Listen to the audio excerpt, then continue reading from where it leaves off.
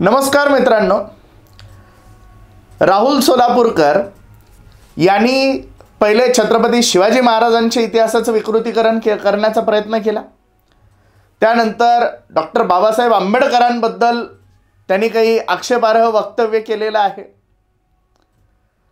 परंतु हे सगळं राहुल सोलापूरकर का करतो? त्याला या सगळ्या गोष्टींचा परवाना कुणी दिला? नेमका हा सोलापूरकर आहे तरी कोण? हे सगळं जाणून घ्यायचं आपल्याला या व्हिडिओच्या माध्यमातून। नमस्कार, मी डॉक्टर महेश। आपण बघत आहात गोष्ट छोटी पण डोंगरा एवढी। जर अजूनही आपण आमचं हे चॅनल जर सबस्क्राइब केलं नसेल तर हा व्हिडिओ शेवटपर्यंत जरूर बघा, परंतु तत्पूर्वी आत्ताच या चॅनलला नक्की सबस्क्राइब करा। तर सुरू करूया। राहुल सोलापूरकर हे नाव खरं तर आजच्या 15 दिवसापूर्वी कोणाला फार विशेष माहिती नसेल असं हे नाव होतं, परंतु आता शिव्याऐवजी राहुल सोलापूरकरचं नाव मराठी लोकांच्या तोंडावरती यायला लागले की काय असं वाटतंय। मग हा नेमका सोलापूरकर आहे तरी कोण? तर खरं तर हा एक अभिनेता आहे। छत्रपती राजा शिव छत्रपती या मालिकेमध्ये यांनी काही भागांमध्ये अभिनयाचं काम केलेलं आहे। इतरही वेगवेगळ्या मालिकांमधून हा सोलापूरकर टीव्हीच्या पडद्यावरती लोकांना दिसलेला आहे। या व्यतिरिक्त हा काय करतो तर हा छत्रपती शिवाजी महाराजांच्या इतिहासावरती व्याख्यानं देतो। खरं तर आता त्यांनी जे काही वक्तव्य केलेले आहे त्याच्यावरून यांनी याच्या व्याख्यानांमधून काय महाराजांचा इतिहास लोकांपर्यंत कसा पोहोचवलेला असेल याच्याबद्दल साशंकता आहे।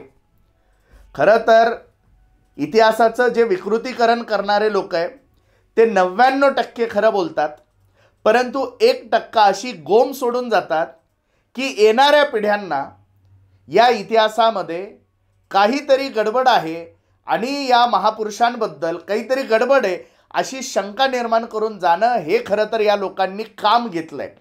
या कामाचा यांनी ठेका घेतलेला आहे की कसा इतिहास विकृत करायचा।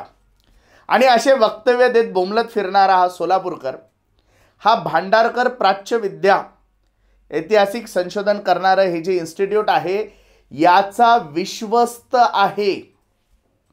हे तेच भांडारकर इन्स्टिट्यूट आहे ज्याच्यावरती जेम्स लेन प्रकरणाचं खापर फोडल्या जातं। हे तेच इन्स्टिट्यूट आहे जिथे दादोजी कोंडदेवचा पुतळा फोडला गेलेला होता। आणि इतिहासामध्ये काम करणारा असं हे इन्स्टिट्यूट मानल्या जरी जात असलं तरी इतिहासाच्या विकृतीकरणासाठी सुद्धा बऱ्याचदा यांचं नाव समोर आलेलं आहे आणि त्याचा हा विश्वस्त म्हणून आजपर्यंत काम करत होता।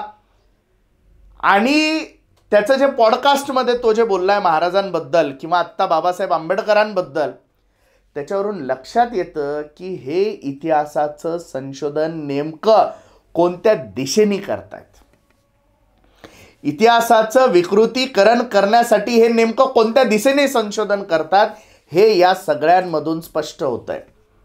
आणि जर असे सोलापूरकर सारखे अजून हजारो सोलापूरकर अशा संस्थांशी निगडीत इकडे तिकडे महाराष्ट्रभर शिवव्याख्याते किंवा शिवविचार पसरवणारे वगैरे वगैरे म्हणून बोंबलत फिरताना आपल्याला जरी अभिमान वाटत असला तरी यांची मोडस ऑपरेंडी खूप मोठं खरं बोलून त्याच्यामध्ये एक मोठं खोटं लपवणारी ही मोडस ऑपरेंडी आहे। ही खरं तर उभ्या महाराष्ट्राने आणि या राज्यातील तमाम जे काही इतिहासकार आहे जे चांगलं काम करतायत त्यांनी हे सगळे ठेचून काढले पाहिजे आपल्या लेखणीच्या माध्यमातून, आपल्या वक्तृत्वाच्या माध्यमातून, असं आम्हाला वाटतं। तोपर्यंत असे सोलापूरकर महाराष्ट्राचा इतिहास खराब करत राहणार आहेत। एकूणच त्याला हे लायसन्स आता भांडारकर इन्स्टिट्यूटचं नाव आल्यावर कोणी दिलं हे वेगळं सांगण्याचं कारण नाही। भांडारकर इन्स्टिट्यूटचा इतिहास सगळं काही सांगतोच। हा व्हिडिओ जर तुम्हाला माहितीपूर्ण अभ्यासपूर्ण वाटला असेल तर आत्ताच्या आत्ता लाईक आणि शेअर जरूर करा।